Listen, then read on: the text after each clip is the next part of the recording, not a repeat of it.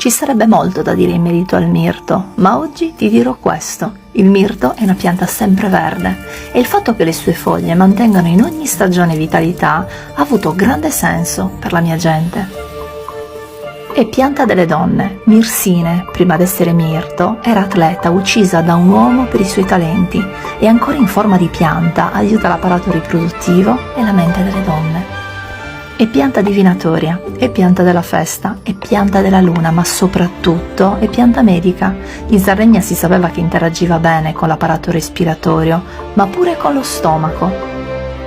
Le sarde sapevano che la sua polvere su Brunide Volla, detto fuori dall'isola polvere di Mortine, era un eccezionale digestivo e tonico per lo stomaco, soprattutto per via delle sue proprietà astringenti.